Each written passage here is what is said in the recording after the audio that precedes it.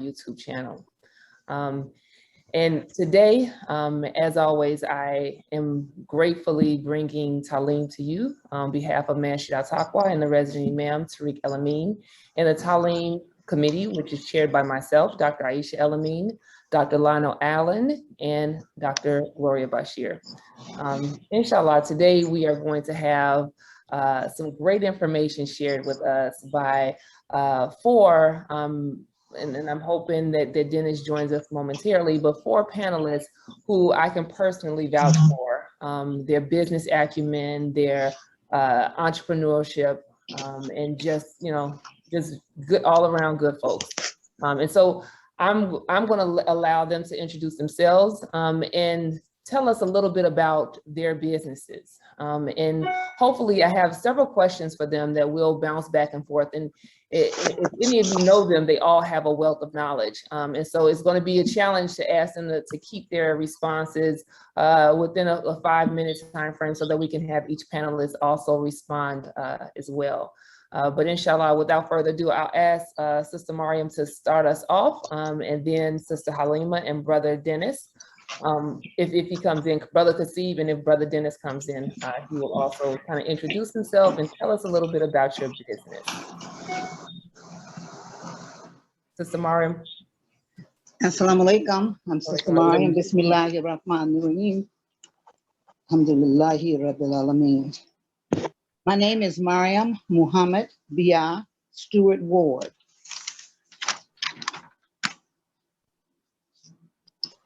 My business, I'm just introducing myself right now. No, tell us about what you do in your business. Okay, I'm ready. My business is in the food industry. I own Margio's Catering Corporation for 45 years. We specialize in pure, wholesome food for our Muslims, halal, vegetarians, Jewish people. We do kosher, and we do regular food for those that are just eat regular food, no pork, absolutely no pork. Our food is pure and wholesome, always made from scratch. It's made from scratch and it's always fresh and succulent for everyone. And we do everything our own. We make all our recipes, we make all our seasoning, so we don't use anything that is foreign to us. And it's wonderful to do your own, then you know what's in it. It's not a lot of preservatives. We don't use preservatives in our food. And so all our vegetables are fresh. If you have greens, you're going to get fresh greens. You're going to get fresh everything. So that's how we run ours in high quality, must be top quality. And we do it with love. We pray over it first and bless our customers, and we do it with love. Well, I can vouch for the love that goes into it because it comes out on the other end. It's absolutely delicious every time. And I've been privy to many of your catering events, and I can certainly vouch for the love that goes into it, even in serving it. I've been at weddings that you've done and janazas that you've done. So may Allah continue to bless you in your work and feeding the community, inshallah. Yes. Sister Halima, can you tell us a little bit about yourself and about your business? Assalamu alaikum, everyone. I am Sister Halima El-Amin. First, I would just like to say I echo that sentiment.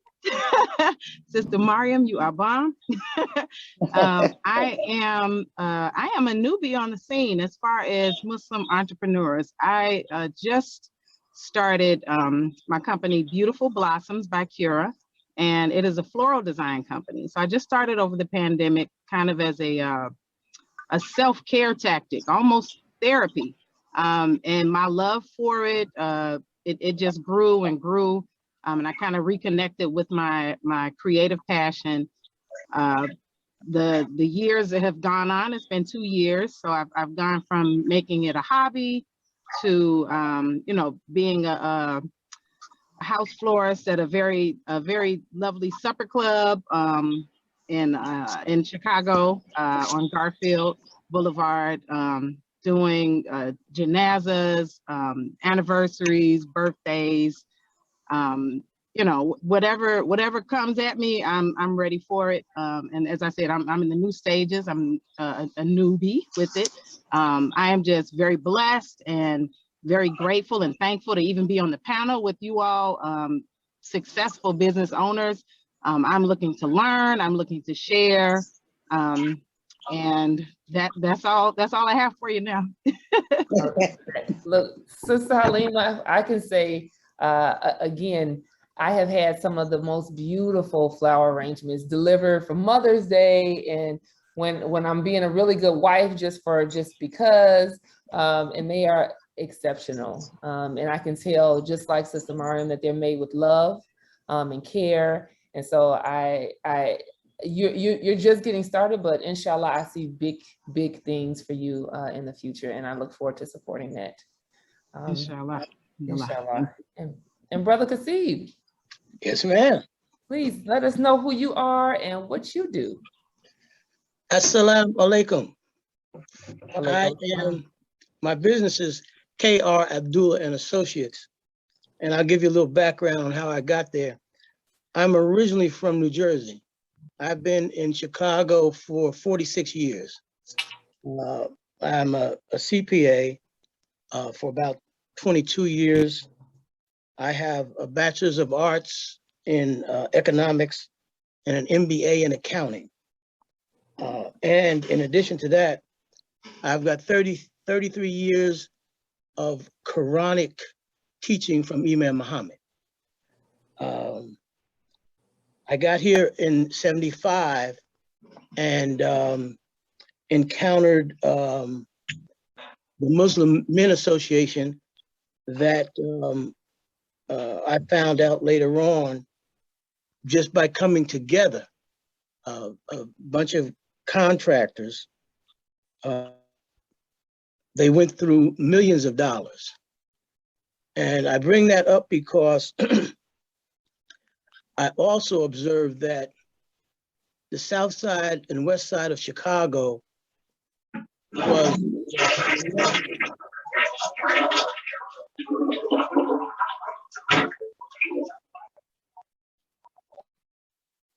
My apologies. I just muted Brother Bashir because of the background noise. Again, believers, please mute yourself because of the background noise. Go ahead, Brother Kasib.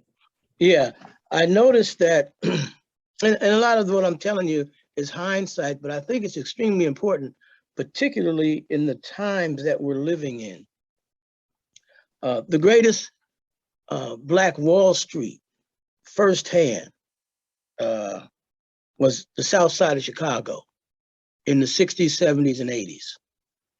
And we had accomplished some extremely important things that we need to share on to the next and give to the next generations.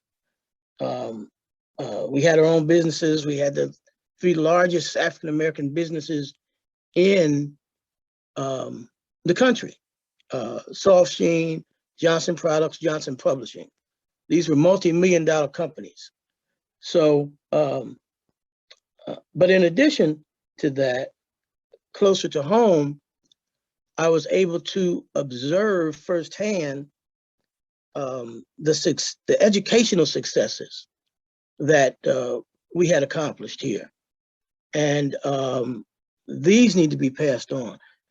And I'll close by just saying that one of the concluding things that I've come to in the time that I have to serve on the planet, and my concentration is education and economics in that order, because there's no reason why Chicago should not have a quality Clara Muhammad, W.D. Muhammad High School in Chicago. We have too much talent, educational talent. I've observed it firsthand with C. Mecca School, okay? So that's the position that I'll be taking. Thank you very much. Alhamdulillah, Brother Kasib. And again, another entrepreneur who I rely on for my accounting needs and who I appreciate immensely. It's really interesting because if you know Brother Kasib, he's saying this now, but this is a conversation he will start with you no matter where you are, what you're doing. He is serious about education and economics, and I really appreciate and applaud him for that, his commitment to that.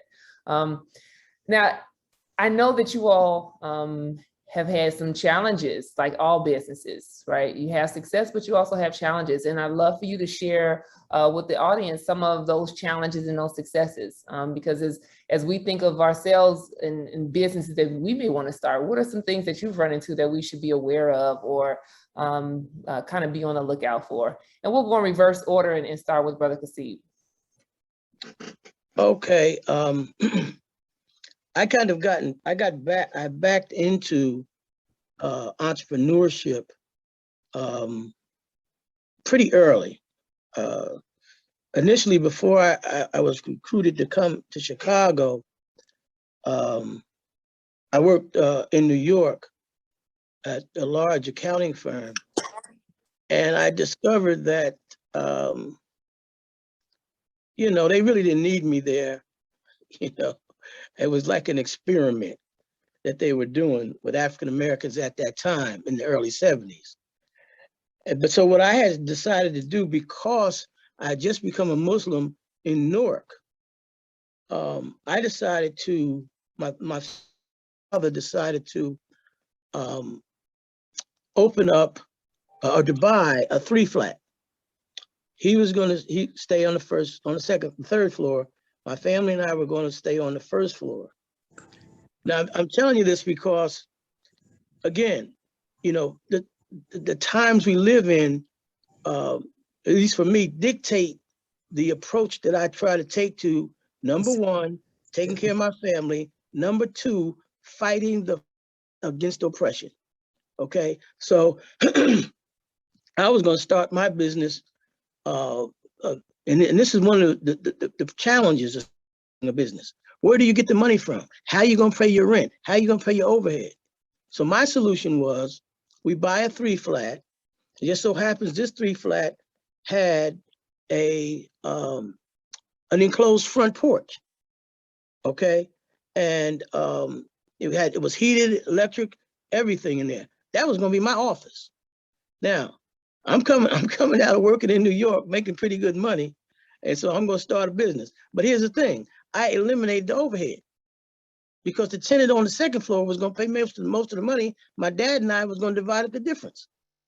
Okay, that's number one. Number two, I became a Muslim, and I worked with the brothers in Newark. In Newark, the brothers, they had the Shabazz steak and takes. They had the halal meat processing. So I was, being a secretary, I was close to the brothers that were in business. So now there's the second reason, the second know-how. You know, you're learning. That's why they call all entrepreneurs, all their practices, all their businesses are practices. You don't know everything in the beginning, but you got to learn as you go. Okay, so I had been, you know, schooled and confident that I could do their books and their taxes. So I had an easy, what I consider easy entry. Now, that was all interrupted because I got recruited to come to Chicago. So I never lived in that house, never started the business. But it was the seed that gave me the perspective, and that's why I got very close with the Muslim men and the brothers. I'm telling you, in their real estate, I'm telling you, they went through millions. You can ask them. They went through millions of dollars. Now, they didn't necessarily know how to manage it and whatnot, but they went through the money. So those are the things that you have to look at. You got to look out how you're going to get started. Because usually people talk about, well, you need X amount of dollars and you got to have this, that, and the other. Well, sometimes you do. Sometimes you can think around that. But ask somebody, you know what I mean? That's the best thing. Those are really great tips, Brother Kasib. Eliminating the overhead if you can, because the less money you have going out, the more you can take in, and knowing that you're in the learning mode, right? Connecting with experts and finding alternative ways to get some resources to get started. I really appreciate those tips. Sister Halima, what have you found useful or even challenging in starting your own business? Let's see, there are a lot of challenges, right? With flowers, I try to make everything light and organic and fun, right? So I try to take that same mentality when it comes to actually running the business.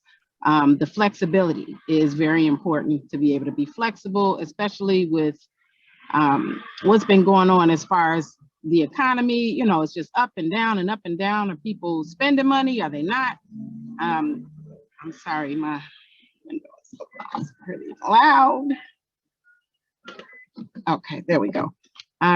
But one of those challenges that I think I faced as far as being flexible, I'll just give a quick story, and then maybe my personal story can maybe transfer over to a broader picture. But I had a job, and I needed to do 100 roses. I needed to do 100 roses for a Mother's Day brunch. And at the last minute, my supplier called me and canceled and said that there was no order coming in. It wouldn't be in until the next day. So I said, oh my gosh, what am I going to do? So I was able to go to several local shops, get the 100 roses. I ordered packaging. My packaging didn't come in time. So I had to be innovative. What can I do? Butcher paper. Butcher paper looks really nice and classic. So I ended up doing butcher paper. But I was able to complete the order. And even having done everything that I needed to do on my end, things didn't work out. So I think that it's very important to always have a backup plan. Always have a backup plan. And then be able to be flexible, because there are things that happen with business that are beyond your control. You have to be flexible. You have to be innovative. And the second thing that I would say, and I think it might be right along the lines of what Brother Kasib was talking about, finding an expert. I think the second thing would be delegating responsibility. You cannot do everything, even though you have to oversee everything and see the full picture of what you are doing and where you want to go. You are not the absolute best at every single aspect. So I think it's important to find the expert, you know, find out what your strengths are, what your weaknesses are, and those weaknesses, let someone fill those holes and allow them to let their strengths shine. And then it kind of comes to a whole cohesive picture and hopefully brings success. I really appreciate that story.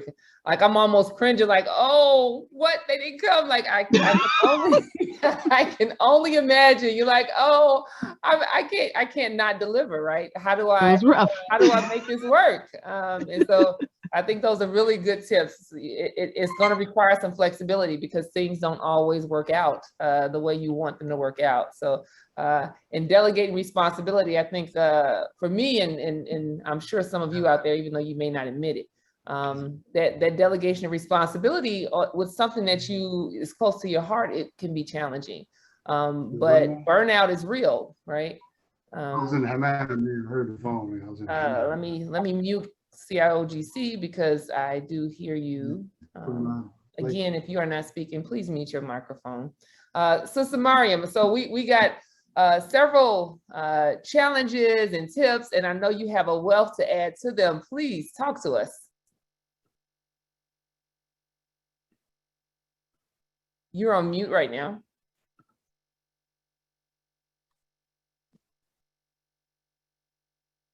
Okay, I'm on. Yes. Again, yes, I can write a dissertation book about challenges in the food department.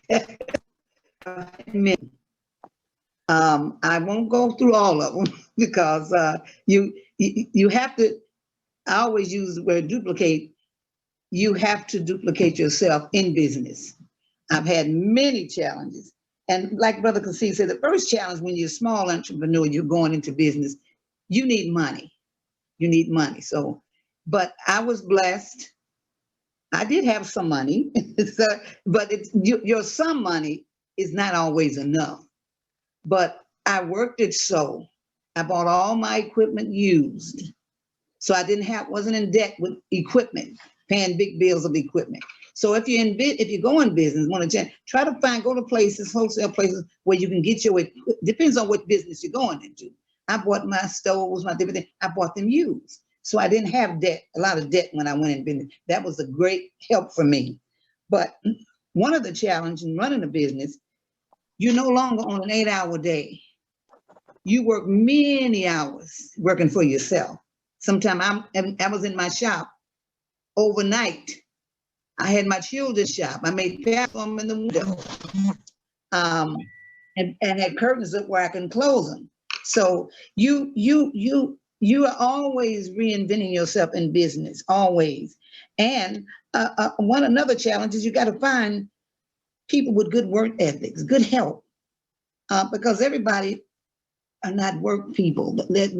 Some people are lazy. Some people do just enough to get by.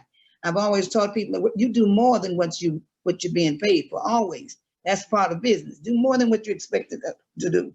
And so, and I'll give you one story. Well, I'll give you one story. I was doing a big, beautiful wedding, Northwest, and the baker that did my wedding cakes, I never take that over. They have to be responsible for that. But what happened was I'm working on my side, my food side, setting up, getting everything arranged. But when the wedding cake came, he came before me. But when it was time to set the cake up, there was no pedestals. I didn't know what to do. I said, these people are going to come in here and they're not going to see this. Because see, the cake is the center of the room. The cake is, and the bride. I couldn't do anything but put the big part of the cake in the center and put all the rest of those cakes around it. I just wanted to pass out and crawl under the rug. It wasn't my fault, but I couldn't do anything about it. So what I had to do to my customer, my client, I paid her, gave her all of her money back for the cake. That helped a lot, but it didn't, you know what I mean? Because she paid for the cake to be set up properly, but the baker didn't leave the pedestals to set. I don't set them, I make sure they set them up. So that was one of my challenges. But when you go through that, you have to make a sacrifice. If you have to bite it and pay for it all yourself, you got to pay for it all yourself. So I've learned that in business, but you can't give up. You just have to keep going and that's one mistake happened, and then you grow from those challenges. You always grow from those challenges. So it's very important. I learned not check, double check, triple check behind people, other people that's servicing you, because I had people that would say, I can cater with you, we can be together. I said, no, I don't work with other people now. I duplicate my staff. Because real quick, the reason, anything I tell you about, I've learned from it. It happened to me. It was another chef, he was working for the University of Chicago, for the doctor heads. I had the meats and what have you. He had the other part, because we didn't handle alcohol, so he had the wine and all that. He didn't come. The doctor's sitting around. He had the other food. Child, I just wanted to pass out again. So I learned, no, when I cater, it's all mine. You can't do this part and I do the other part. I have to do it because I know that I'm going to be there on time. So those mistakes really make you grow. They help you to grow and to grow your business and to be more efficient in your business. So those mistakes are not, some people give up. I don't give up. That's not in me to give up. So if you learn from and you don't learn from your mistake, you'll relive them again. I learned from mine. I really appreciate that, Sister Mariam. Can you tell me why did you decide to give the money back? Like, what do you think that as a business, as an entrepreneur, those kinds of moves, what was your thought process in that? Well, in that situation, marriage is several events that come in your life, and they happen once. Graduations, marriages, and things like that. And it doesn't matter who did the cake. when I got the catering job, that cake is on me. Mhm. It wasn't on the baker. It still was on me. I couldn't blame him because I have to double and triple check behind him. So they don't look at the baker who left it. They look at Margio who did it. So that's the reason I gave the money back, to kind of soften it a little bit. It didn't soften it all the way, but it did make her feel somewhat better. See, so even though you use somebody else to do something, they're not looking at them. They're looking at they only hired the catering corporation, and that's all they know. So I had to give her and that cake was very expensive, I want you to know. But I would take the blunt of it to save the customer. And number two, she was still one of my customers, one of my clients. I think that is key, and that's a thing that I heard throughout all of the panel. And you know, sometimes things don't go right, but you want to make sure that you deliver, right? Because your name is on the line. The customer service is important. I think that's a really great key, takeaway from all of you on kind of successes and challenges. Yeah, she's put it, and please, believers, if you have questions or if you want to talk, you can raise your hand or you can put your question in the chat for me to read as well. I want to go around and any one of you can take this question. If you were yourself when you first started, what would you, and you could only tell yourself 3 things, 3 pieces of advice out of all the things that you've learned, what would that advice be? And hopefully that some of our entrepreneurs to be can learn from you. Well, I could say that the last thing that Sister Mariam talked about was, you know, you mentioned about paying for your mistakes. And the businesses, I think all 3 are service businesses. Now, I learned early that you can waste a lot of money advertising. You're not going to get a big return on it. It's a waste of money. The #1 advertisement that you get responses from and improve your business and your volume is goodwill. So she did the same thing I've done. And, you know, something goes wrong. Okay, I covered it. You know, somebody once told me, said, well, you know, how come you didn't sue the baker maybe? Or maybe you didn't sue the person that made the mistake. No. Imam Muhammad said, get together with a few like-minded people and change the world. So now the cost of doing business, it comes with the territory. You're going to run into knuckleheads. So all you can't use the ones that will not complement your business. So that's part of your tuition. You pay your tuition and you move on. So that's my. You said 3, right? Yeah, but go ahead. you could continue to think of them. Well, no, I got 2 more. Go for right it. Quick. Excuse me, it's breaking up. Okay. Can you hear me now? Yes, I'm able to hear him. Okay. Sister Mariam, Okay, are you not unable? You're breaking up too, Aisha. It must be on your end, sis. If maybe turning off your camera. You think? Yeah, may, because I can hear him clearly. Okay, I'll do that. Okay. Yeah, the other thing is to have multiple streams of revenue. Do not depend on one stream. Okay. The stream that I had to back up my business and the other ventures that I attempted was real estate. And I can't emphasize it enough. The real wealth in America, you can do crypto, I don't care what you do, you cannot beat real estate. Okay. Now you may not have the interest in it or the ability, but it's where the wealth is. So I had rental properties that brought in money, and what it did, in addition to bringing in the money, I didn't pay no taxes. So I've been doing like Amazon and Trump and them for years. I pay little or no taxes because of depreciation. And every expense that I get, you know, I have to use to keep it up, I get a deduction. So at the end of the year, like a lot of other entrepreneurs in real estate will tell you, they don't pay no taxes. Okay, little or no taxes.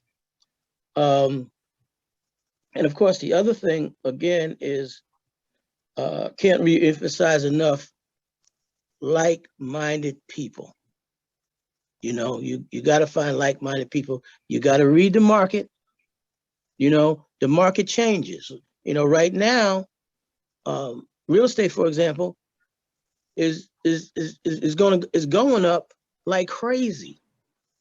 I mean, I get a card every other day to buy property that I have in West Pullman and out here in South Holland. So what's that telling me? The market is going up. Grab the real estate at the price you got it. They know what President Obama's, when he hits the ground with that library, oh, it's on. Okay, it's on. So those are a couple of things that I recommend. Thank you. I really appreciate that. Halima, did you want to jump in and give some advice to the believers? Yeah, I'll jump in. Just a couple of quick points. The number one thing that I think is really important, don't take anything personally. I know when you are starting a small business, most of the times you are interacting with the people that you know first. And then from there, it spreads out. Can't take things personally. You have to do things without emotion, because when you involve the emotion, other than doing things with love, right? Other than the passion that I think that we all bring to the services that we offer. That is always helpful, and that should be at the root of everything. But in addition to that, don't take things too personally. Secondly, I would say, I think I would again say to delegate. I think that is very important. Delegate responsibility. A third piece of advice that I would give would be qualify yourself. Continue to learn and you know, raise the bar for yourself. If you champion one aspect, you know, maybe branch out and try something else. Strengthen your skill level and anything that you are not as knowledgeable in as you would like to be. Go out, take a class, take a course. SBA.gov offers lots of different courses.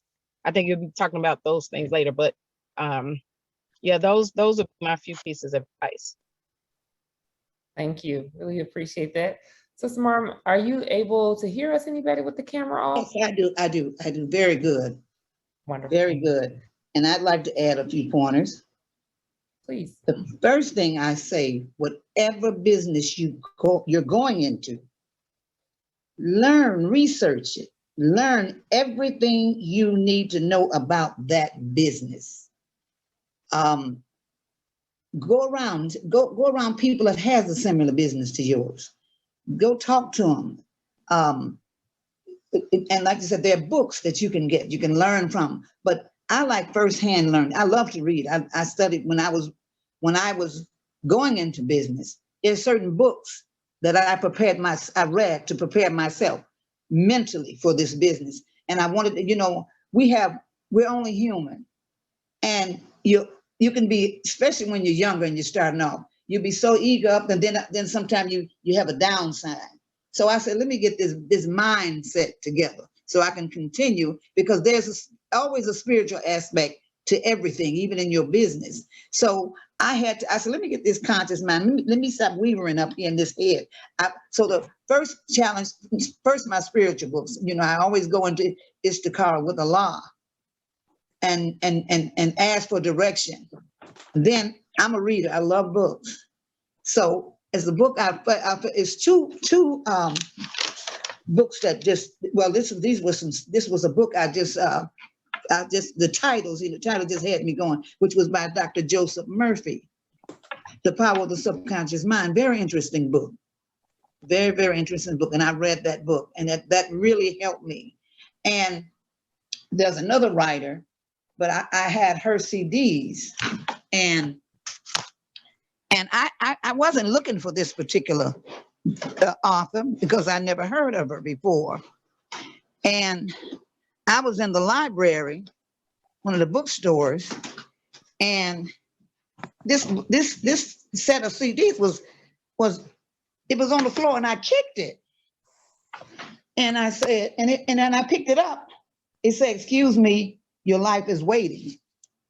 I said, "I gotta have this." That's by Lynn Grabhorn. I kicked it, and I said, "I don't care what, I'm buying it for this title." It was profound. It was profound. So there are books, there are all kinds of books that can help you in learning about your business and learning about keeping yourself in the proper state of mind, because you have to be the drawing card for your business.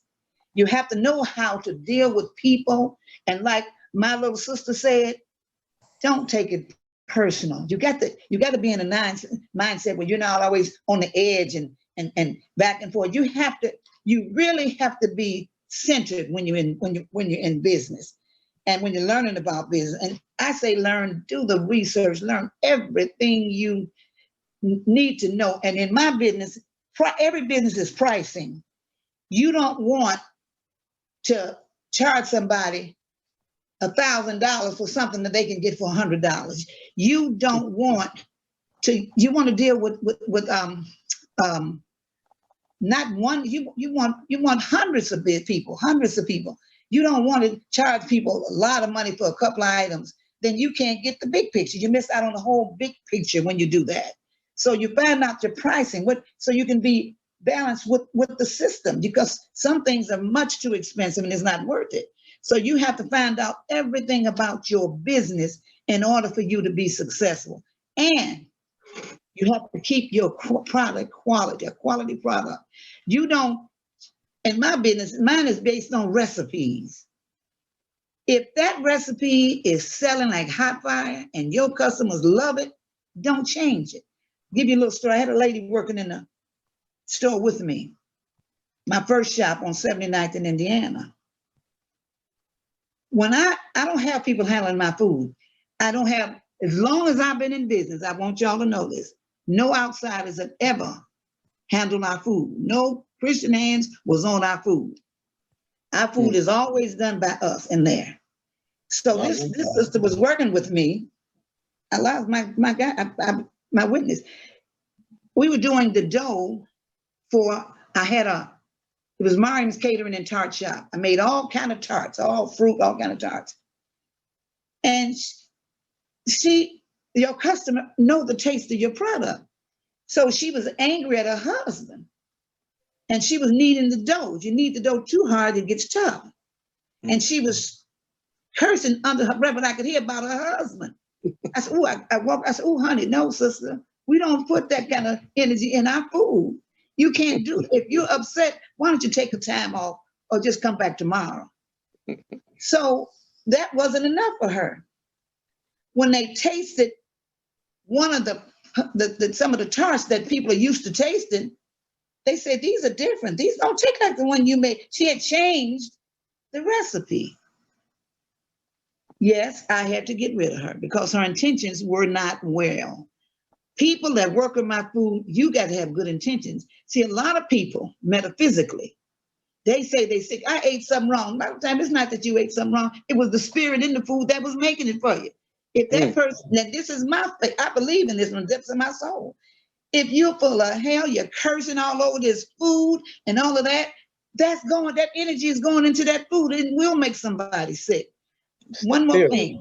My friend, because see, you might know about Etna on the west, on Madison and Kedzie. Etna had good food. She was a good friend of mine. She used to use some of my people to work with her, to serve.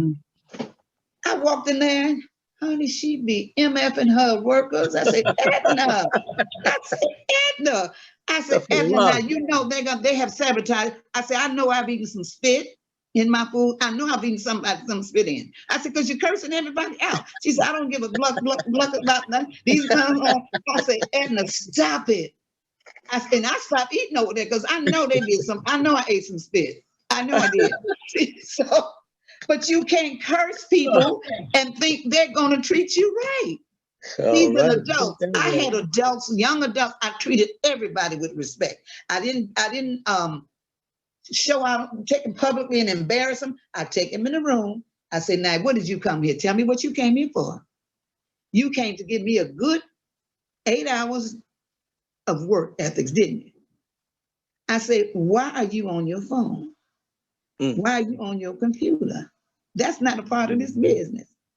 I say, now I love you working with me.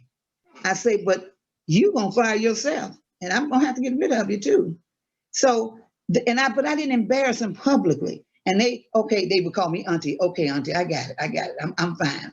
And they love working with me because people say you can't find good help. I would always find good help because I know how to treat people. You got to know how to treat people. You can't talk down to adults. You can't talk down to young teenagers because they will curse you out if you don't mind. So you got to know how to treat people with respect. Wow, Sister Mariam, you have given us so much knowledge and wisdom right there. Like, I'm trying to write stuff in the chat. I need to write it down for myself on the side. Like, what you two things that you brought up, and I would love for Sister Taleem or Brother Kasib to also speak on it. You talked about kind of the spiritual and the deen that's part of your, part of your everyday product. Like, making sure you put love. It's more than even putting love in it. You're protecting the food, right? You're protecting it from those forces.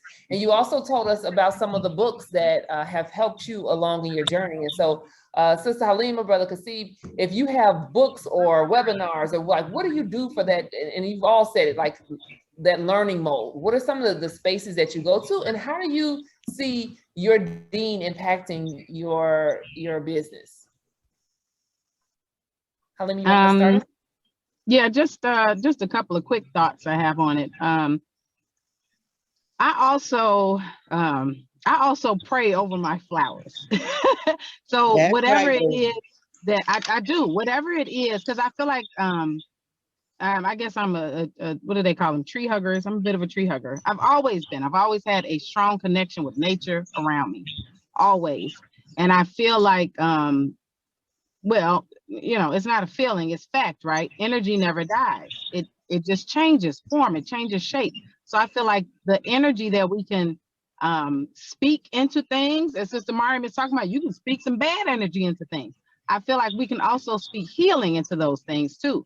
So as I'm preparing whatever arrangement it is, depending on what it's for. So if it's a bereavement arrangement, I'll ask Allah to bless this, bless this arrangement and have it bring comfort and ease the grief of the family. Or, if it's for an anniversary, let it bring, love and happiness when they see this, and let that love and happiness stay between these people.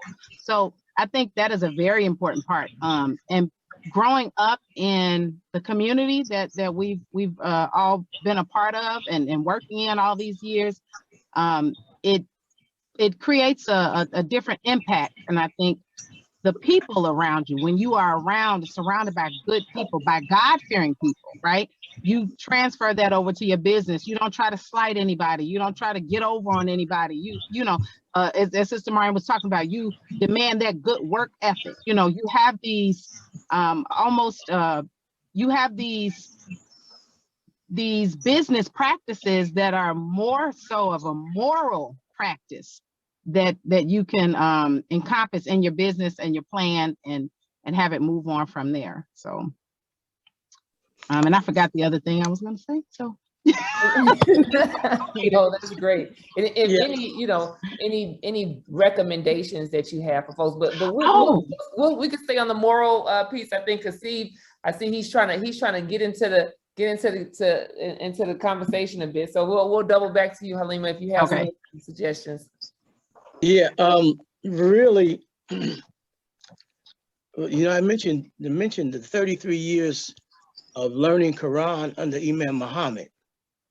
And there's a certain logic repetition is one of them. And what I have a tendency to do, some people appreciate it, some people can't. It doesn't matter with me because I'm gonna say it anyway.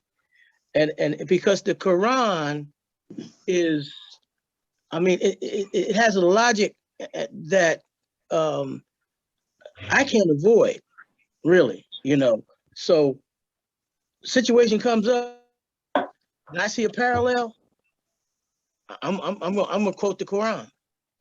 And so that's the spiritual part of my business. I'm always trying to make that connection. Where did I see that quote? You know, how does that apply? And I've come up with a pattern, a logic, you know. And so I don't leave it out of my work. I can't, you know, because there's so many parallels, so many truisms, and so, you know, that's my spiritual thing. I will, if I see something, I'm gonna say something. I love that. It's Quranic. It's Quranic. You just have to deal with it because I'm gonna bring it. Barbershop. I don't care where it's at. Alhamdulillah. All I'm right. gonna let Brother Bashir jump in. He has his hand raised, and then we'll double back. And if you have books and webinars or other spaces that you can suggest, as Sister Mariam did, we'd love to hear those as well. Brother Bashir, please take the mic. Assalamu My salam. alaikum. First, let me apologize for the noise making I made earlier. I thought I had put myself on mute. But this is a very important aspect that we're talking about today in business. And you know, as the Imam had pointed out to us, the four birds or those pillars in society, business is one of them. And this country, the United States, is in the position that it's in the world today because of the business assets and what we're doing.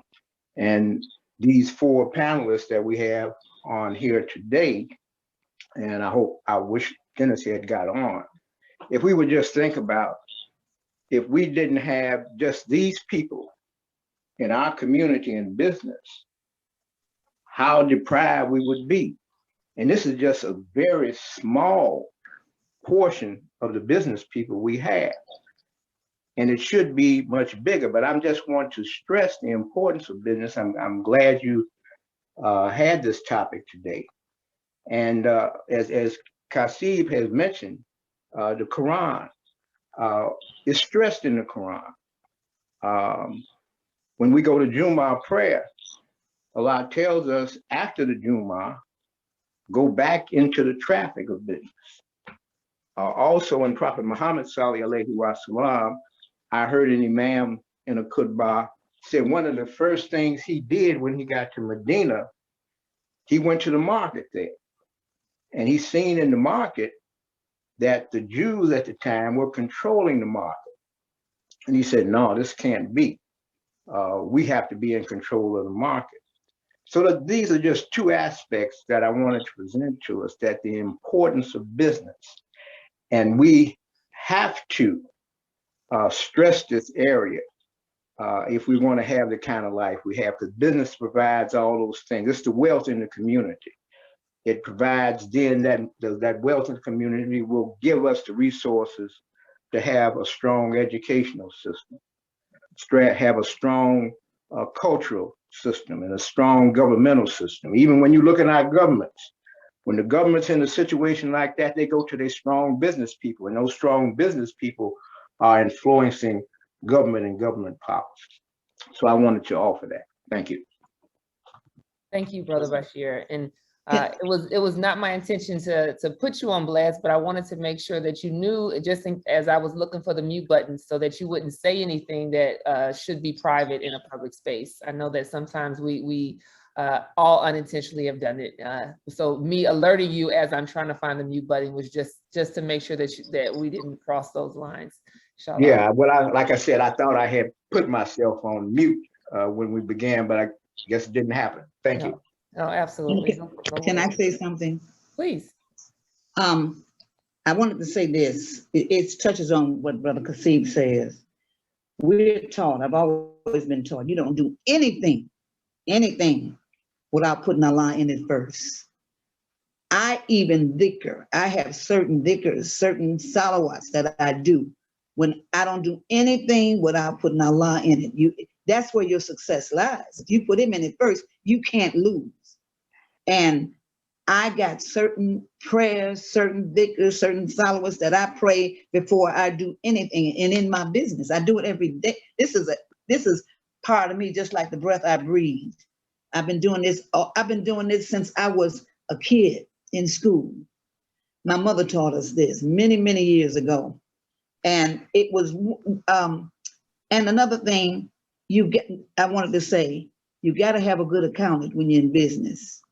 So you know where your money is going, you know how it's being spent. You got to have people that's in finance that can help you. You don't need to just, sometimes we're not equipped for that level. So that's very important. And it was another book that I wanted to,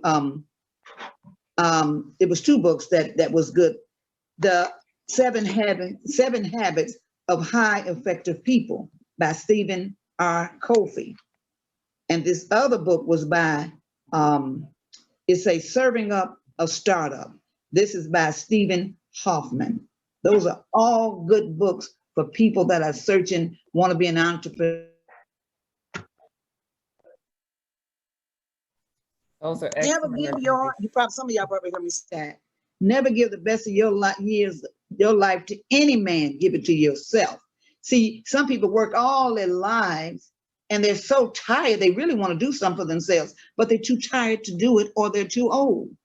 So I worked for myself, I worked for people, and I worked for myself. And then I decided to throw it all in and jump in without a what do you call it? A rescue boat or something. So I had that's when you really mean business. So I had to do that, because as long as you got a crutch, you're missing out on your success that you would have. You got to go in wholehearted, cold turkey, and you got to do it. Now, I don't mean you don't pay your bills now. Their bills have to be paid. But eventually, you got to let go. You got to prepare yourself, pay your little rent up a little bit and everything. But you got to get out there in that water and swim if you really want to be successful. I mean, I love it. Thank you so much, Sister Mariam. And I see Sister Halima's put several things in the chat for folks as well. Did you want to say anything about those? We have about 5 minutes left. And then after you, I'm going to have us all go around each of the panelists and again, tell us your business and how folks could contact you if they want, because again, this will be on YouTube. And give one or two sentences of encouragement for folks who are on the tip of going and taking that plunge. Sister Halima. Yes. So I just put a few things in the chat. One of them was a couple of websites that you can go to for free business courses online. One of them was sba.gov. Also, the Chicago Public Library offers lots of free workshops. So if you just go on your on the website or even just stop by to your local library, they will print out a calendar for you, and you can see what workshops apply or don't apply and attend. I also put a book by Brendan Burchard, and it is called High Performance Habits. That's a really good book to check out. And that's one of the books that actually got me motivated and started to kind of move away from the traditional workforce and, start to do something that was centered around your passions and something that you felt you could pass down to generations after. So, and then really quickly, just a couple of tips or words of encouragement. I would just say, don't give up.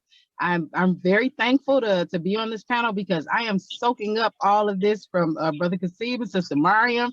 I appreciate your knowledge so much. Sister Mariam just said something that really hit home. She said, you just got to do it. Jump, secure yourself, but take the leap. And I think that's a really important thing, because fear will stop us from doing so much.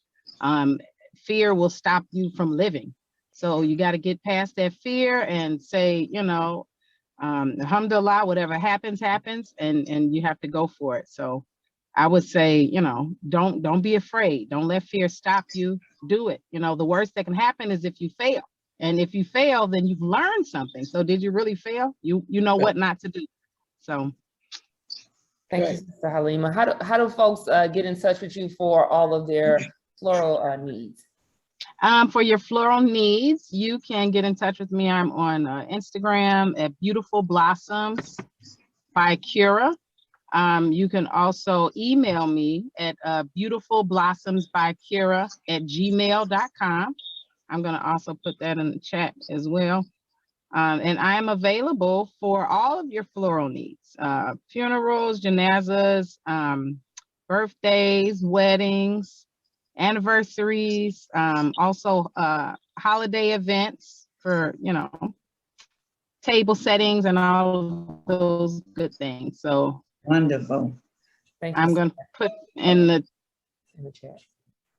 Thank you. And Brother Kasib, if you can give us a few seconds of inspirational words and let us know how folks can contact you as well for their accounting needs. Yes, one of the things that I forgot to mention, which I didn't necessarily do, but which is very important, and that is that you can put a business plan together.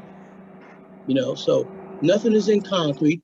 So you put a spreadsheet together with how much it's going to cost you, where it's going to come from, what your plan is, who the people. You put it all in a business plan, and you make sure it's a pencil with an eraser on it, because it's in concrete. So you put your plan together, then you can run it by people. You know, I'm working on one now. What you're having me think is we need to extend this to a separate Taleem. We are out of time, and I want to make sure that folks know how to reach you. Okay. And I know you have a lot more to share. So inshallah, we will have another Taleem and have you share some of that wisdom. So how do they reach you? You can. My email address is krabdullahcpa@aol.com, and my phone number that I have with me all the time, 708-932-7660. Thank you so much. And very quickly, Sister Mariam, how do they reach you as well for their catering needs? Okay, Margio's Catering is my business. I'm working a little smarter now because I'm older. My email is mariamstewartward@yahoo.com. My phone number is 773-895-2470. Excellent. Thank you all so much. All that are on the call, thank you for joining us. May Allah bless all of our entrepreneurs for sharing their knowledge with us and for being with us today. May He bless us with a beautiful week and with businesses that bloom in our community in ways that we cannot even imagine. Thank you again. Assalamu alaikum. Walaikum assalam. Walaikum assalam. Thank you all. Walaikum assalam. Walaikum assalam. Thank you. Walaikum assalam.